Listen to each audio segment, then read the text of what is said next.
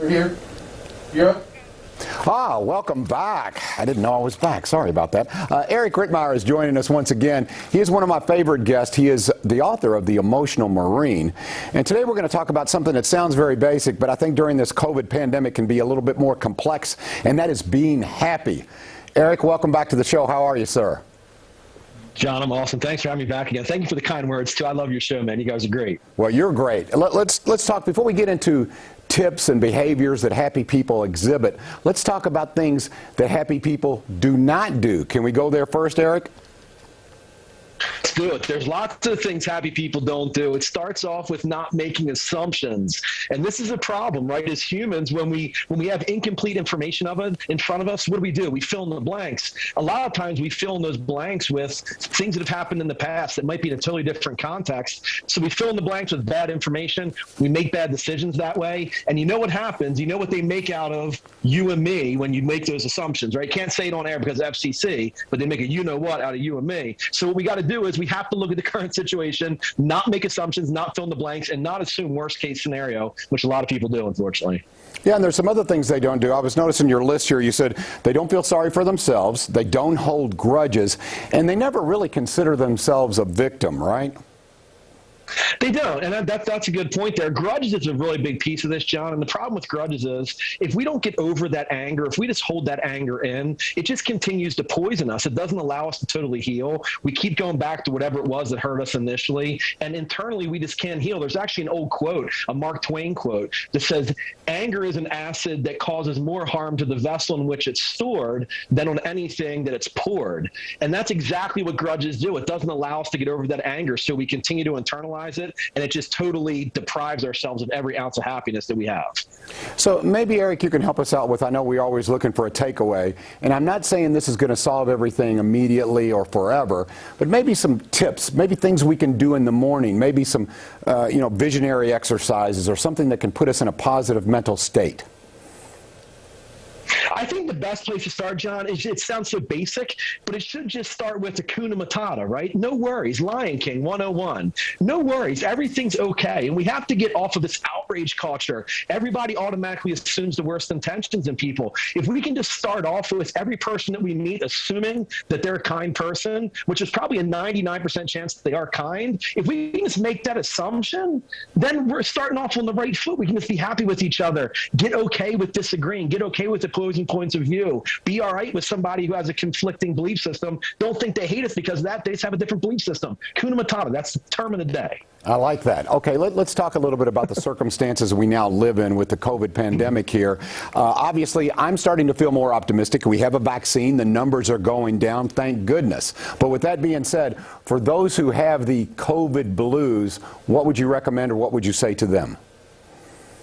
Yeah, and this is difficult, John, because, as a nation, we unfortunately were, going a little bit off the deep end from an anger standpoint prior to this happening. So this kind of exacerbated everything. So this is almost like a reintroduction, like a computer reset, a hard reset on your computer, right? So we're getting back now into going out and communicating with people again, being eye to eye. So we have to go back to the basics of everything. It's keeping total control of our emotions, understanding that people that are all around us, we've all been through the same stuff. Now, we haven't been in the same boat, but we have been in the same storm, and just acknowledge the fact that everybody's dealing with this a little bit differently. Some people need more help than others, but it all starts with being kind. You don't know what people have been through. Because of the way that your energy levels, I'm taking it that you're like myself, that you're a very social person. Have you found, Eric, that people who are social are really suffering more because of COVID, because of the restrictions? They're not able to get out and be themselves. Have you seen people in that regard and people that you can help in that regard? There's actually an official term for this. It's called effective presence, and I wrote about this in my book briefly. Effective presence is the ability to make somebody else feel a certain way when you're amongst them. So people with positive effective presence have the ability to make other people feel good about themselves. Even if internally we don't feel good, we can still portray that to the other person. They leave that conversation feeling better. So yes, I would agree with that. People like us that are social butterflies have to get out there and do our thing and talk and walk the person behind the grocery store. Hi, how are are you? What's going on? Like, that's kind of hard for us. We got to get back to used to that again. But the people who are already teetering on these isolation issues, or these depression, or these seclusion type issues where they didn't want to go outside, this could have really pushed them over the edge. So I think what's important is when we meet other people, we reciprocate the way people communicate with us. So if we're happy to somebody, it's almost impossible for that person not to be happy back to us. You know, Eric, even the folks like myself and like yourself who tend to be optimistic, you know, they've had loved ones who've either passed away or been very ill. We've had a lot of, I don't know, disconnect. We've had a racial divide, all of these negatives that are coming. How do we get that optimism back? How do we get back on track? Is there a way to do that quickly, or is that more of a process? Well, I think what's important here, John, is to know that the feelings we experience are okay. 100% of the feelings that we have are okay. It's how we respond to those feelings. Okay, it's all right for us to get upset. It's all right for us to be angry. It's all right for us to feel sorry for ourselves. All of that's okay. We can cuss, we can yell, we can do all that stuff. It's okay. But it's dusting ourselves and getting back on our feet again and realizing that there's a ton of things we have no control over. The one thing we do have 100% total control over are our thoughts and our actions. Let's take control of what we can. Let's put that out into the universe. And what you'll find is, again, people want to reciprocate. They want to give back. So if we're spreading happiness, normally it's going to come back to us. But take control of what we can and realize there's a lot of stuff out of our control. We can't dwell on it. We can't let it ruin our happiness. For general managers and supervisors out there, and they're finding they're coming back to work now, their employees are coming back to work, and they want to establish a positive mindset, what would you say to them? Yeah, that's really tough, John. You got these people now that are so used to sitting on the couch and working from their computers. That's difficult. I think where that starts, though, is them just being very self-aware. We, as a nation, we have to become more self-aware. It's how we perceive, express, and respond to emotions, but it's also in how we perceive, express, and respond to other people's emotions. So self-awareness is a big piece of this. Also empathy.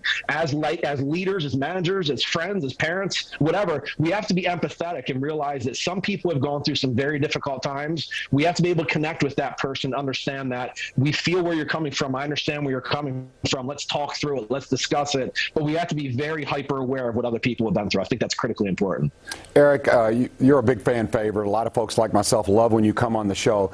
So again, speaking to general managers and people who own businesses, if they'd like you to come and give a motivational, uplifting speech, and I love this one about happiness because I think we all need a dose of that nowadays. So if they'd like to do that, how do they get in touch with you for speaking engagements? You're the best, John. Thank you for that. Yeah, I do a lot of that. I have a program called Psychological Performance Training. It's a 3-hour program that I deliver, and it's mainly dealing with salespeople and helping them to understand they're responsible for their results. My website is best. It's mentaltoughness.speaker.com. I'm all over social media, on Facebook, on Instagram, catch and hate on Twitter, but anywhere my website's normally the best place. So thank you very much for that. I really appreciate it. And he's also the author of The Emotional Marine. Eric Rittmeyer, thank you again for your time. We'll be talking to you soon. John, thank you so much. I appreciate you having me. Thank you. All right, The Emotional Marine. And he is a Marine, and he is very mentally tough. Okay, coming up here, you need to be financial.